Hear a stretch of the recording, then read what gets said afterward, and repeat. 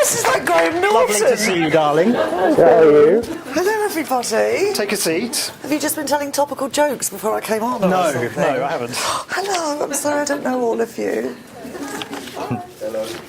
We thought you'd been locked up in the dungeons. Didn't know where you were. Hello. Hello. So to start with, I wonder if you could just tell us a little bit about... Well, you've been in the business for some 20 years or so. Jane's been the chief exec of UBM Live and now heads up the GEM team and is UBM PLC's EVP of events. Yeah. And what I wanted to ask you about is, first off, what is, not that, this all about? Could you explain that, please? Yeah, Wonder Woman. Yeah, it wasn't. I wasn't actually egotistical enough to make that for myself, but somebody did it for me when I won an award and put it on Facebook without asking me. And you said, "Have you got any stupid photos?" So there it is. Then there's the one. It's a gift from an admirer, let's say. Uh-huh. Who was a girl. So today, what we're all doing here today is to talk about experience and try to explore how we can create better experiences. Why are you so focused on experiences at the moment? Why do you think it's important? I don't even think it's an at the moment thing. I just think it is the thing. You know, It's not one of many things. It's the thing. Because it's the differentiator for us as a medium compared to every other medium. So it's our USP. Not that you can't have experiences with other media and in other media to a certain extent, but in a live event you can utilise every sense. So you've got the optimum opportunity to create incredible experiences, and that's what will set us apart, and that's what will make us strong and help us grow. So it's really, ever since we set GEM up, which is nearly 7 years ago now,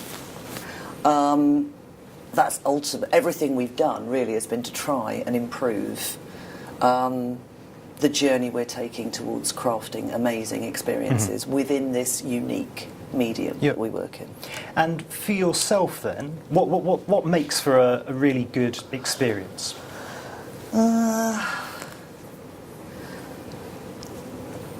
I don't know. I mean, I think for me, in simple terms, it is about feelings. It's about things that make you feel something. If there's an emotion attached to an experience, then it's going to resonate and it's going to last, and there's going to be a memory off the back of that, and there's going to be potentially an outcome and a future action. So I want to feel things at live events, and I think that we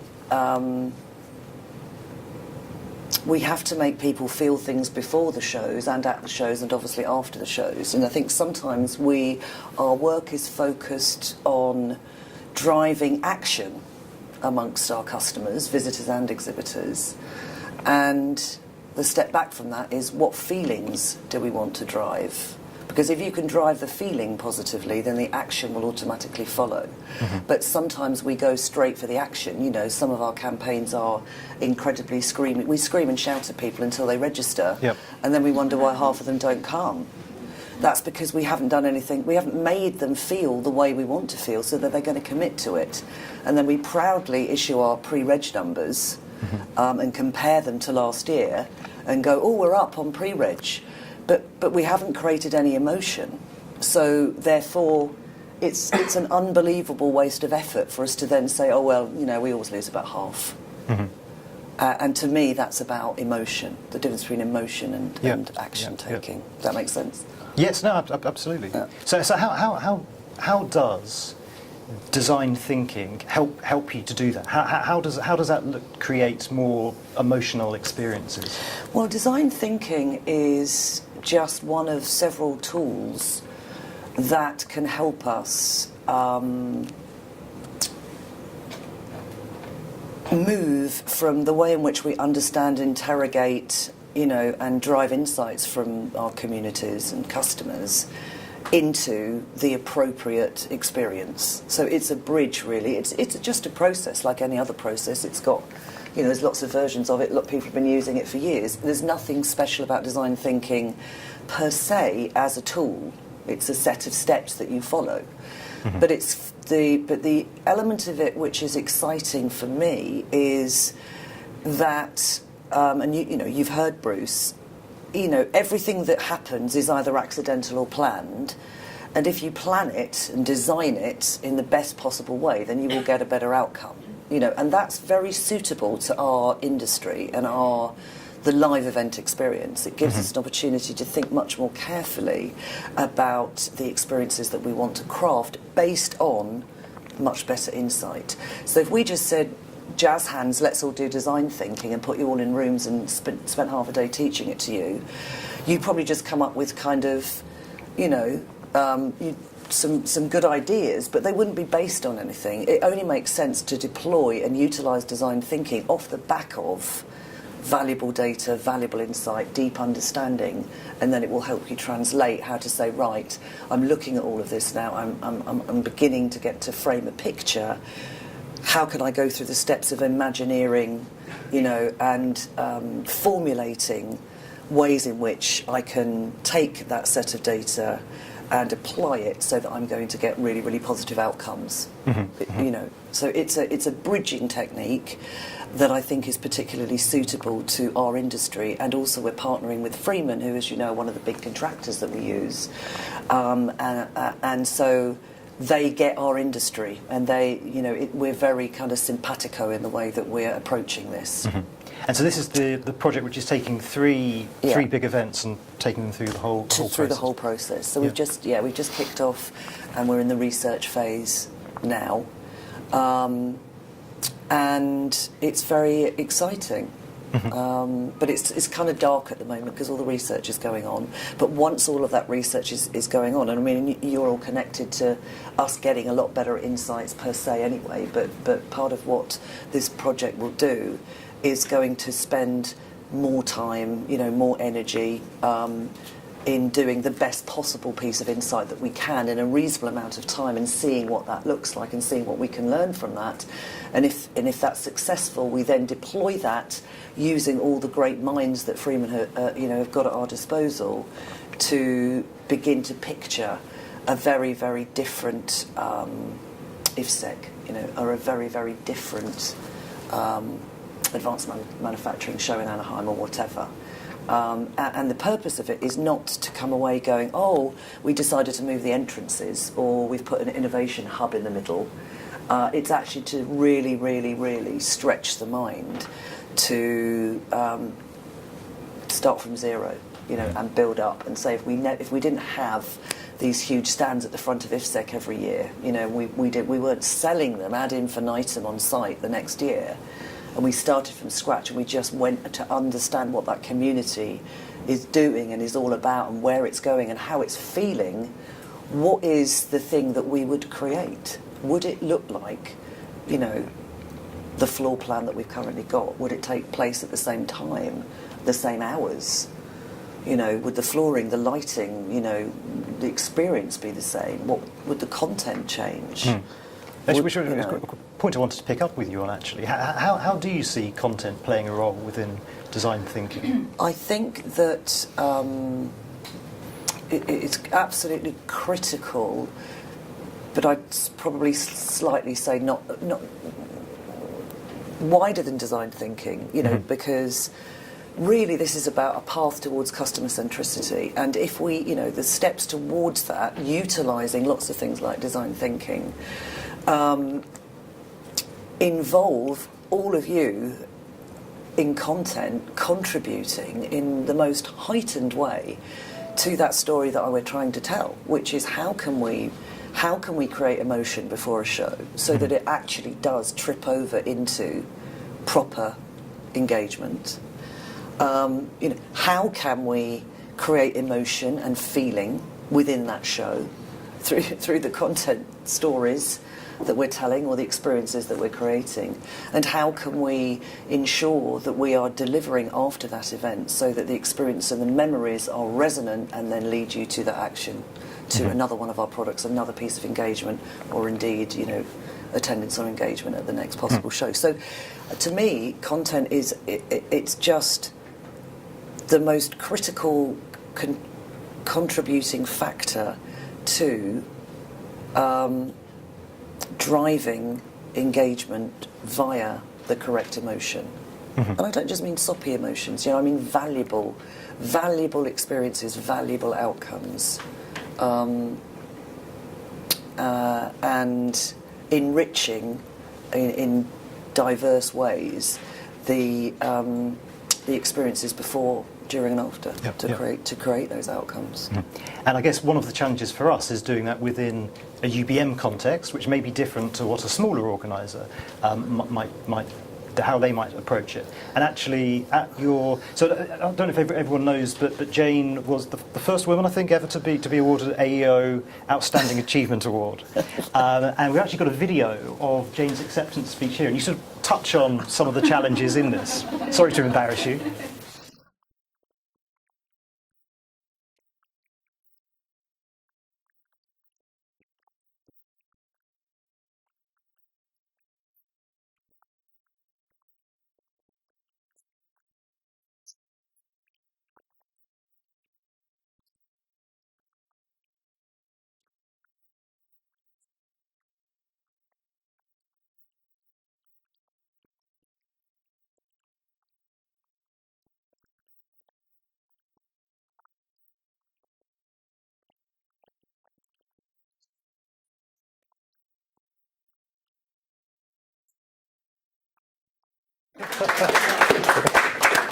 I didn't get into any trouble about that at all, obviously. Yet.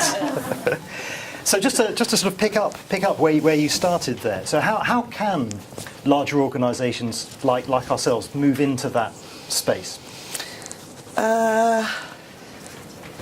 I think we've got to be realistic. I mean, the point I was making there wasn't that we can, it's impossible for us to grow at a double-digit rate. In fact, in many parts of UBM, particularly Asia, we do, and sometimes here. The point I was trying to make is that we do have different characteristics as a big corporate and than smaller, more entrepreneurial companies. And I don't think we should kid ourselves. I think sometimes we pretend to be entrepreneurial when in actual fact we answer to the street over there. And, what they want to see is steady organic improvement. Of course, they'd love it if it was more, but you'd have to behave in an entirely different way at UBM if you were going to do that. So the first thing I'd say is we've got to be realistic. They, of course, are operating off a much smaller base than ours, so getting massive growth as an entrepreneur, it's not easier, but you're playing in a different way. In fact, I think it's quite... in the old days, Blenheim was where I worked, which was a precursor to UBM, and there was an owner-driver there who literally it was a classic elevator pitch. People would find out when he was entering the building, and they'd get in the lift with him. By the time you got to the top floor, he'd given you money for a launch, in that kind of fabled way. And that obviously doesn't happen around here. I think also that there's a lot of VC buying, of smaller, of business, of event businesses, big and small, and I think that behaviour is beginning to change in the smaller companies as well, because VCs don't play like that, right? They cut costs for 3 years and sell on, to sort of drive growth and get their money and more back. So I think we've got to be realistic when we think about, the way in which we play. It doesn't mean to say that we can't be highly innovative. It doesn't mean to say that we can't be much more agile. But I don't think we suffer here from a lack of ideas per se. We shouldn't just jump to saying, innovation is ideas, let's be entrepreneurial, let's be higher risk. I'm going to sound like a stuck record, but the best gift we could give to ourselves is to understand our customers better, because then we will make the right decisions, and that the innovation will flow from that, and then we'll get the agility, and then we'll get the experiences, and then we'll get the hike in NPS and satisfaction and all of those wonderful metrics that we're trying to push, and then we will create those, we will create the experiences off the back of that. We did a survey with everyone in this room before this session, asking about what's holding them back from creating innovative experiences. Yeah. And you can probably guess the first thing that came up with everyone, which was budget. Yes. So, does this have to be expensive? And if so, where's the budget? No, I think that, yeah, exactly. Necessity is the mother of invention, isn't it? It's lovely to have lots of money to play with to create wonderful experiences, but I think that once again we are bucketing it into, I need a lump of money to create experiences. Whereas, and I need a lump of money to pay my electrics, and I need a lump of money to hire my hall. We have choices, much more choices than I think we recognise in the budgets that we manage. And we don't interrogate them very hard because we're frightened. And we're frightened because, particularly in marketing, we don't want to drop any channels or platforms that we're using. And your marketers will, they've been adding more and more platforms and channels onto their campaigns because they're terrified if they drop one, they might lose a warm body from the show. And that's because we don't understand enough. We don't know what our direct mail is doing. We don't know enough about changing, thanks to you guys, significantly about social media and social listening, etc. But we don't know whether we changed our campaigns, dropped a wave, and then we're making assumptions about that because it's the way we've already done it. Now, I'm not trying to say go and find all the money in your existing budget to create experiences, but if we did that properly and we could do that with real rigour, we would probably be making much better choices about the money we have got. Yeah. But I think that the way to get investment, if you want investment, is to demonstrate the insights that have led to you crafting the idea for whatever experience it is. So you can really, really say, this is my research and it shows that if we do this, it will be positive and valuable, and strong KPI measurement to demonstrate that actually that activity that you want investment for, how am I going to measure it, and how am I going to judge, and how am I going to find out whether it worked or not? Yeah. Because we don't do that enough at the moment. What is the ROI on experience, would you say? Or how might we start to discover what it is? We're doing some work on that as part of this project, so I don't know what it is at the moment, but it's interesting that, and you would know this better than me, that the metrics and the insights that we're starting to gather are starting to look really, really interesting, and we're working with Freeman's specialist on this as part of the project to try and look at return on experience.